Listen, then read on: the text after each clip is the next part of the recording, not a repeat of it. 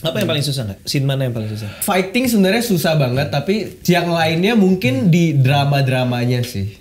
Masa sih drama susah buat Angga Inani? Susah. Gue pernah lihat lo menangisi meninggalnya seorang putri duyung gitu. Jangan dia itu. Semisal sukses gini mungkin ada sequel nih ya. Jujur katanya udah disiapin. Enggak, coba sekarang misalnya Elman nih pura-puranya boy ya. Menurut gue jadi boy itu agak challenging ya. Cuma bisa gitu doang. Sebenarnya bisa sih lebih panjang, tapi diliatin sama lo semua. Kalau syuting apa kabar diliatin sama 100 lebih itu kan orang? beda, itu ada.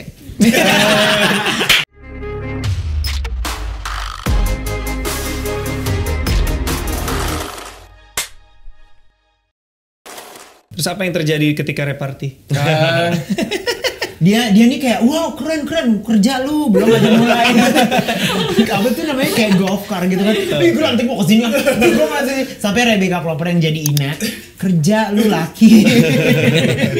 Padahal kita kan belum take sore masih sore. Oke. Kalian tuh memang udah saling kenal sebelum film ini gak sih? Enggak sih. Oh. Tapi enggak semua. Ada beberapa ya. Nah, Tapi kenal high bye aja gitu, nggak satu circle gitu ya.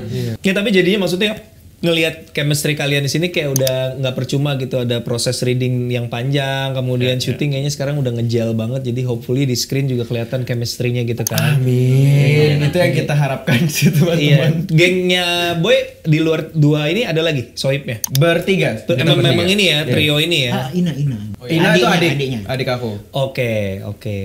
Berarti nggak ada masalah karena kebetulan umurnya juga deket, jadi untuk bisa deket nggak ada masalah ya untuk bondingnya gitu-gitu. Nggak mau ini nanya umur satu-satu. Gue terakhir deh. Gue kalau ngebahas umur lebih kejaga reputasi gue sendiri.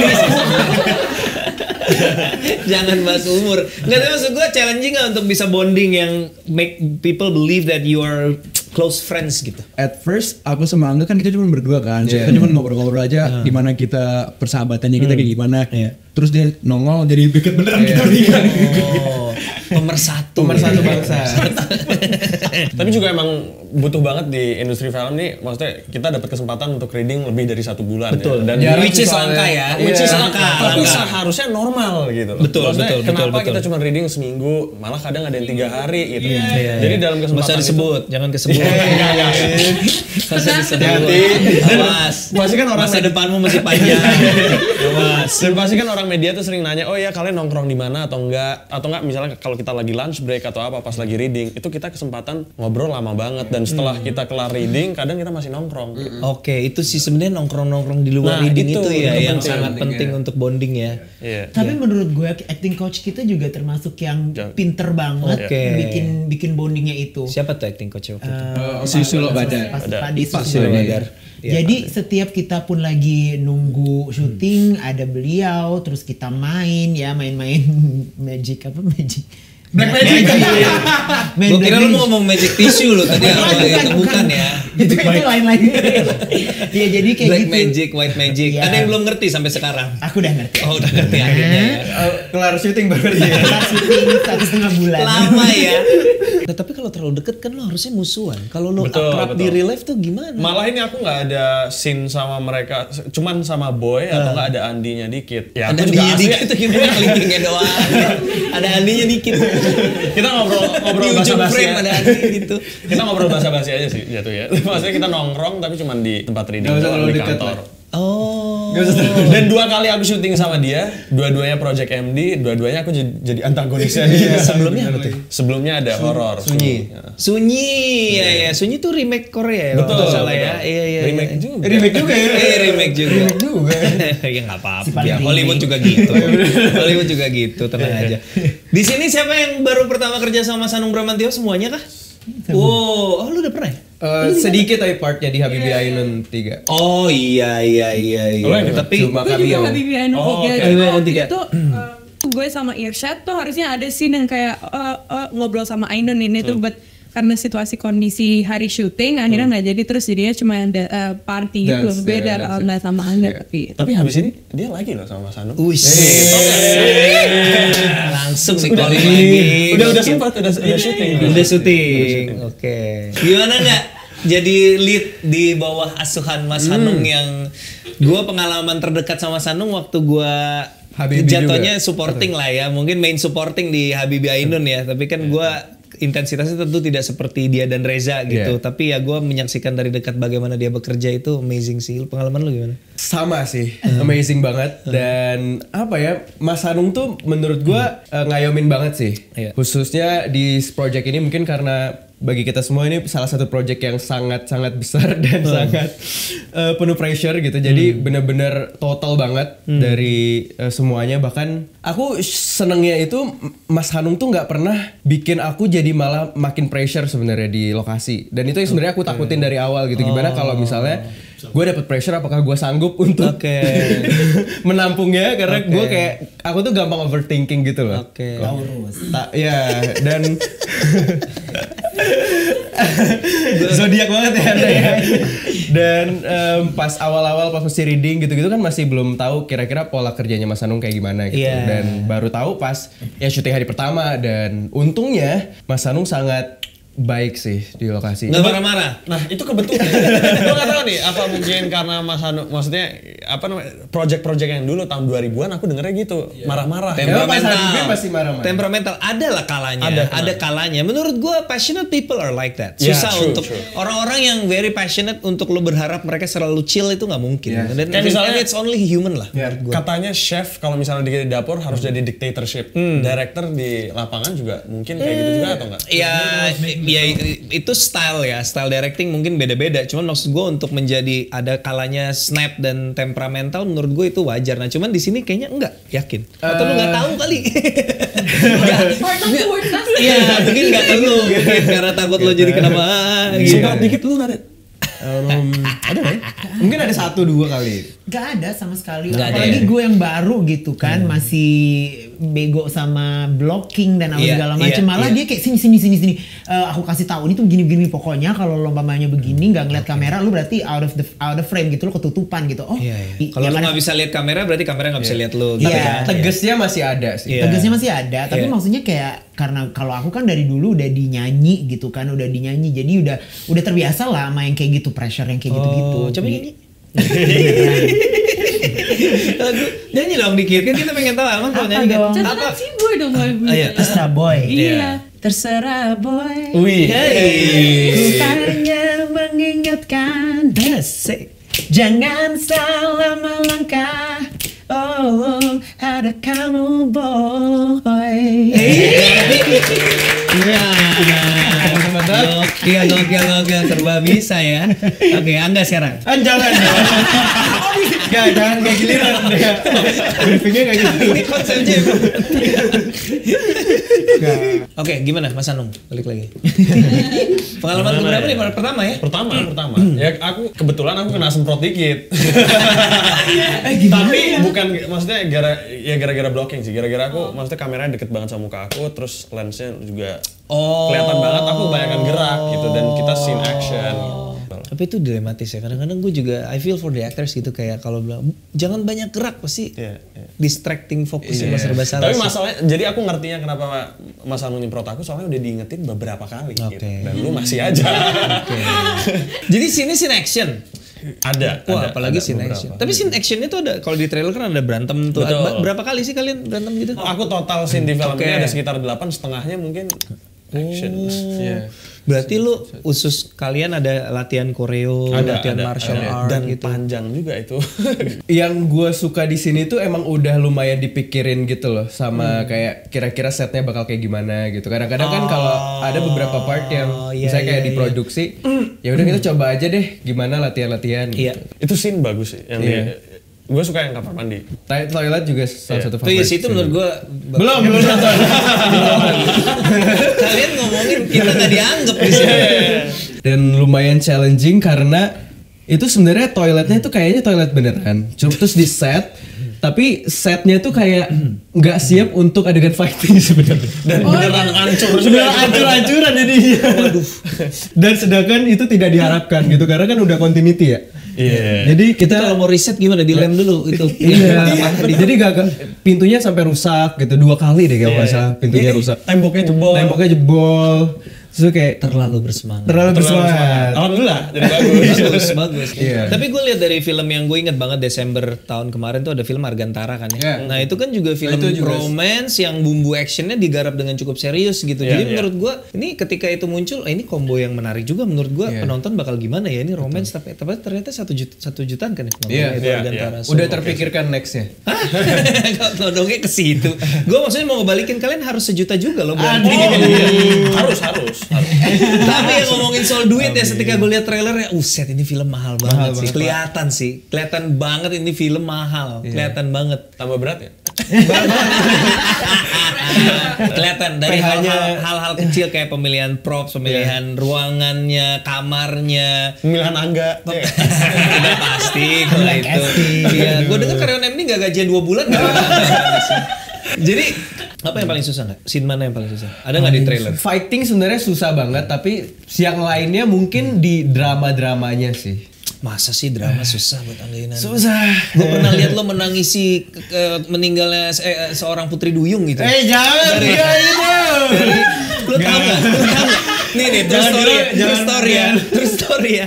Angga, gue lupa sinetron apa judulnya Mermaid apa itu. Papa, gue lagi di kantor Papa Rues, ngasih liat ini bro, Angga Yunanda. Jadi pengen ngasih liat lu memang. Jadi kami nonton Mermaid malam-malam. Dan lu tau apa yang terjadi? Ini ada, gue inget banget di pantai, mungkin di Ancol ya. Ada mermaidnya meninggal, terus Angga menangisi, and then kombrek, masih nangis juga. 1 segmen itu nangis doang isinya. Gila gokil. Tapi di sini lo ada nangis. Di Ada catatan sih, Boy. ada nangisnya juga. Putri Duyung juga yang ditangis. Tapi maksudnya lu kan udah ngalamin 2 garis biru, ngalamin semua roller coaster drama. Masa drama masih menjadi sesuatu yang challenging juga buat lo? Masih sih. Masih tetap ya? Masih tetap sih, karena menurut gua nggak bisa disamain sih setiap project setiap buat project gua. challenge-nya beda. Dan ini dramanya menurut gua kuat karena mungkin apa ya?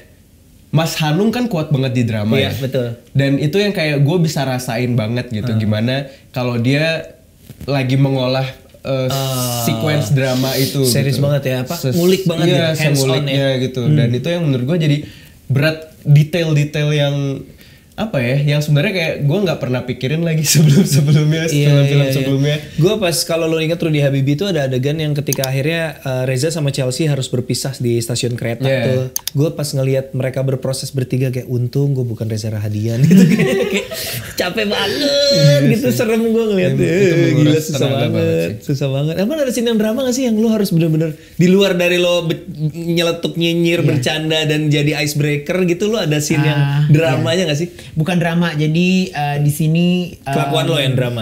Iya. Jadi di sini ada adegan di mana kalau si Emon ini harus jadi orang yang berwibawa gitu di depan adik kelasnya karena lagi ospek. Jadi harus yang laki. Tapi gitu. komedi juga jatuhnya dong kalau kayak gitu. Tapi rupanya pas denger-dengar orang, wah itu quite convincing loh pas lo jadi laki gitu. Asik. Coba acting coba. Wah nggak bisa. Coba.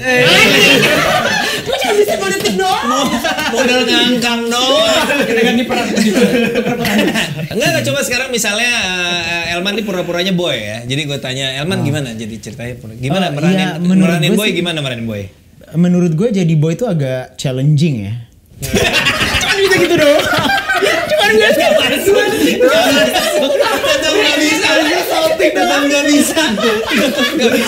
Nggak bisa udah.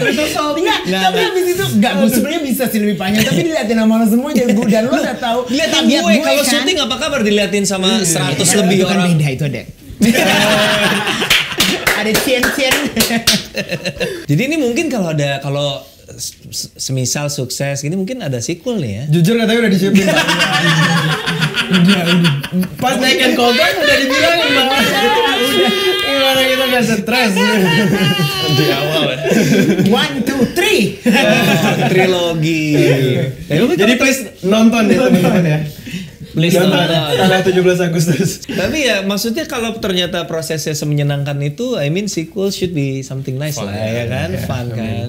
Jadi lo berharap penonton ketika nonton ini tuh apa sih yang mereka akan membuat something gitu, apakah is it gonna be a very romantic movie or is it gonna be a very fun movie I think it's atau gonna apa? be fun and a very well-rounded movie. Yeah, Jadi kayak well-rounded. kan kayak tadi ada drama, Well-rounded. ada drama, ada action ini itu. Jadi terus juga nggak cuma nggak cuma umuran kita doang yang bisa nonton, semua umur bisa nonton. Apalagi yang dari dulu yang udah. Oke, udah umur berapa sih emangnya? 23. 23 juga. 23. Mampus gue. Kayaknya gue tua lama lo. Masa? Emang lu berapa? Gue 41. Nggak usah gini-gini 41 gue. Gue 35. Oh 35, oke lah. Tadi itu berarti pantesan dari tadi tuh kayak setiap kali disebut kalian nyebut, iya untungnya kita seumuran tuh sama. Kok lu diem aja ya? Kok nggak membantah gitu? Kayak jujur gue disuruh casting dari itu, ntar lu bilang 28 aja. Iya, sorry, lu kok bisa ngomong Thailand tuh dari mana asalnya? Jadi dulu tuh setiap summer course di setiap summer itu gue dapet beasiswa untuk kesana gitu. Jadi gue sering kesana, pernah manggung di Bangkok Cultural Arts and Performance juga. Dia bisa 20 bahasa. Coba cek film ini tentang apa sih dalam bahasa Thailand coba? Nang ni Nang ni dong, aku juga bisa.นางนี่มีผู้ชายนะคะผู้ชายเชื่อโบยนะครับโบยมีเพื่อนเชื่อ pelan aja ya, nggak apa-apa. Susah ya bahasa Thailand tuh susah. Kayak bahasa Jawa. Dia susahnya kan Sanskrit itu loh. Dia aksara Jawa sama huruf Thailand ada mirip-miripnya loh. Sanskerta. Oh, base-nya dari situ. Dari situ. Maksud lu kayak bahasa Jawa in what sense? Dalam cara nulis. Sebenarnya juga kalau pamannya lo belajar bahasa Sanskerta sama bahasa Thailand tuh jadi nggak susah ya? Kayak nama panjangnya Bangkok itu sebenarnya bisa dijadiin bahasa Jawa Sanskerta. Oh gitu. Menarik. Berarti siap ya produser kalau misalnya butuh cast yang sepanjang film ngomong full Thailand, Elman bisa. Saya. Oke lah, sebelum terlalu serius. Tadi kan kamu sempat bilang soal well rounded itu. Iya. Nggak hanya untuk yang seumuran, makanya tadi gue tanyain umur kan. Emang bisa sampai kayak umur 30s, 40s masih bisa menikmati? Bisa banget. Oh ya? 60s, 80s juga gue Oh iya sih lagi jualan aja sih. Enggak, kenapa? Tapi menurut aku bisa, karena kan kita juga nonton film sometimes kita juga nostalgia atau apa. Mungkin kita yang 30, 40 bisa kayak oh gue dulu kuliah mungkin kayak gini juga kali ya. Sebaliknya kalau ke bawah ada teenagers gitu, mungkin ini 13 plus I guess or semua umur ya? 13 plus. Gimana anak SMP nonton ini gimana? Mungkin relate juga sih. Relate ya? Menurut aku pengen juga. kayak Emon gitu. Itu dia sih kayaknya gak mungkin gue. Tapi karakter lo gitu gak sih? Maksudnya kan dia kan udah jadi ibaratnya kalau secara pembagian karakter kan comic relief lah ya. Karakter lo tuh gitu gak? Lebih serius dikit, tapi when kita bertiga pasti scene-nya dia yang serius, kita bercanda mulu. Iya. Tapi dia tuh mencoba untuk bikin a joke, tapi itu selalu kayak apa sih gitu, kayak cringe gitu. Tapi emang begitu di script juga gitu. Sumpah ini bukan in real life juga gitu. Enggak tahu deh. Oke, terakhir sebelum kita tutup mana bowl of question. Waduh. Isinya apa nih? Isinya adalah door prize. Alhamdulillah. Kalian lihat ada warna-warni. Ini kartu anggota partai. Apa tips terbaik lo untuk menghilangkan stres? Cari hobi kali ya. Apa hobi lo? Aku olahraga kebetulan. Apa olahraga? Lari, nge-gym. Senam lantai. Enggak. Gue dengernya Zumba ya. Tapi buat ibu-ibu bisa menghilangkan banget tuh stres. Olahraga ya? Olahraga mah jawabannya standar. Kurang kontroversial. Gak bisa jadi Tolong jawabannya lebih clickbait dikit ya. Menurut lo sahabat itu yang seperti apa? Ini gimana ya? Lo pakai close friend nggak kalau di gitu? Pakai. Gue tahu nih jawabannya. Iya berarti kita nggak dimasukin. Iya jawabannya susah karena kalau dia bilang ada terus temennya kok gue nggak masuk. Gila lo. Tapi emang gue jarang post aja di situ. Oh iya. Udah second account close friend. Itu lebih sakit. Itu ada lagi. Hati-hati itu lambe tura isinya postingan capturean close friend semua lo. Hati-hati lo. Aduh bahaya. Tapi apa ya sahabat itu yang seperti I think kalau buat aku sekarang ada satu sahabat aku bukan satu sih tapi beberapa sahabat aku yang paling deket justru bukan yang sering ketemu yang dia tinggal di luar negeri atau apa, atau even dia tinggal di Jakarta pun juga ketemu setahun sekali, setahun 2 kali. Karena komunikasi bisa apa aja. Iya, komunikasi bisa apa aja. Just checking up on you, kayak okay, how are you? What's been happening ini, that's enough gitu. Tapi kan we're still thinking of them all. Iya, itu sweet banget sih. Maksudnya kayak kita kan nggak mungkin kayak random orang kita tanya, hey how are you gitu. Berarti itu kan tanda bahwa kita care gitu. Iya, dan kita sebagai manusia kan juga we don't always have the space untuk kayak selalu kayak hang out apa main-main gitu kan. Dia serius banget ya. Gue baru serius langsung mencong gue. Ayo lo. Website terakhir yang lu kunjungi. Ini yang saya suka. Lu mau jujur? Tokopedia. Kok Tokopedia pakai app dong? Pakai di Google laptop. Pakai laptop dong. Handphone. Karena lu jualan juga ya situ. Lu beli apa biasanya kalau di online shopping itu? Lu suka buang-buang untuk one specific item, nggak kayak sepatu, suka banget sepatu, jaket? Sepatu enggak, tapi like I really random stuff aja sih. Apa misalnya? Hairspray. Rice cooker. Hairspray. Masalah dengarnya. Seperti apa masa depan karir yang menakutkan untuk lo? Aduh. Ini siapa sih buat tuh orang itu gua tuh. Kalau gue ya, gue kasih contoh. Misalnya gue tuh kan udah beberapa kali bermasalah sama netizen ya sepanjang karir entertainment gue sejak 2011 sampai sekarang. Cuman makin sekarang kan makin garang nih kayaknya ya. Gue wish gue adalah semoga gue jangan sampai kepleset lagi, masalah lagi karena gue sekarang udah punya PH sendiri. Ada banyak orang yang kerja sama gue, ntar mereka akan kena getahnya. Kayak gitu-gitu kalau gue. Jadi lebih wise gitu ya. Harus lebih wise, harus lebih gue tuh berapa kali udah nge-tweet, udah ketik delete. Jadi draft dong ya. Cuman kayak melampiaskan ketikan doang. Delete udah. Gitulah. Kayaknya gue mesti belajar deh sama lo. Boleh. Jadi kita one on one ya. Gimana enggak? Ya, menarik sih kalau membahas karir ya, karena ya maksudnya gue sebenarnya juga nggak terlalu lama-lama juga kan. Gue mulainya dari 2015 pas umur gue 15. Lumayan. Dan di situ kayak semua orang kan gue masih kayak panggil kakak gitu ya. Iya. Dan gue nggak nyangka kalau ternyata waktunya secepat itu gitu. Buat kayak regenerasi, misalnya kayak aktor dan lain-lain gitu. Iya, karena kayak sekarang gue udah nemu kayak generasi orang di bawah yang lo lagi. Iya, 2009 udah shoot, udah 2009 lahirnya loh. Gue ngerasa kayak gue kemarin baru 15 loh.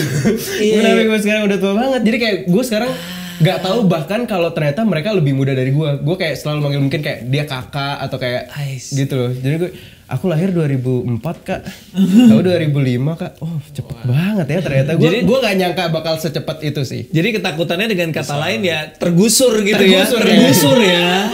Kayaknya itu jadi salah satu ketakutan sih. Tapi menurut gue ya ada waktunya juga kan. Kayak Aktor sih pekerjaan seumur hidup sih. Gue tinggal peran-perannya aja. Kalau sekarang lo jadi boy ya, ntar lo jadi papanya papanya boy gitu. Bener sih. Gitu aja, muter aja. Iya sih.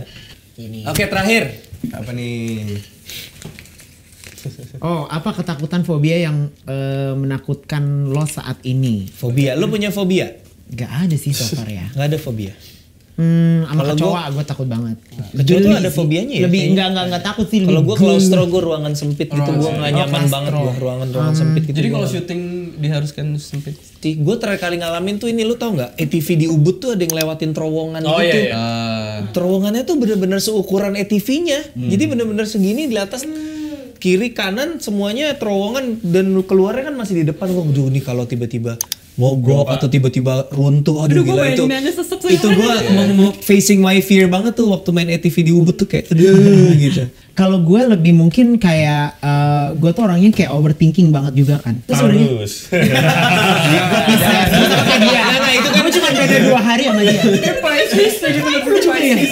Nggak, dia kan pengen dibilang Gen Z kan, Gen Z sekarang kan kayak overthinking gitu biar kesan banget kayak my mental health itu terganggu. Nanti lu punya masalah lagi ngebecandain metalhead. Enggak, gue gak bercandain ya. Gue maksudnya gue sampai sekarang pun gue suka kayak panic attack tiba-tiba. Ini beneran panic attack. Benar. Panic attack itu berarti kan bisa sampai kayak Iya, tapi gak separah itu. Cuman gue ngerasa tiba-tiba kayak jantung gue berdegup. Harusnya memang berdegup sih. Banget nih. Kayak kencang gitu. Kayak tiba-tiba ada pemikiran-pemikiran itu sih. Masalah itu doang, pemikiran-pemikiran yang kayak bad thoughts aja bad gitu. thoughts, oke. Anxiety. Tapi gue udah bisa mengatasi itu sih. Dengan apa? Biasa dengan meditasi. Iya benar ya, meditasi ya. Meditasi, terus kayak sekarang gue tidur gue pasti kayak chakra healing. Gue sempet sih kayak Chakra healing. Gue bahkan belum pernah dengar. Siapa yang cakrakan? Jadi kayak gue lebih yang kayak gitu. Gue pernah ikut meditation. Beda lama gue. Ya udah, semoga kalian bisa belajar dari kakak Elman ini ya, sebagai yang paling senior. Kalau overthinking apa ikut belajarin adik-adiknya ya kak ya, meditasi, cakra dan segala macam aku ya. Aku gak kelas kayak 50.000. Pure bener. Terima kasih teman-teman semuanya. Ngobrol-ngobrolnya. Jangan lupa teman-teman, catatan si Boy kata yang di bioskop mulai tanggal 17 Agustus. Yes. Dan terima kasih sudah menyaksikan In Frame. Kalau kamu suka konten ini bisa di like atau komen untuk membantu konten ini sampai ke teman-teman kamu. Sampai ketemu lagi di episode lainnya In Frame, bincang-bincang bersama para pelaku sinema. Dadah.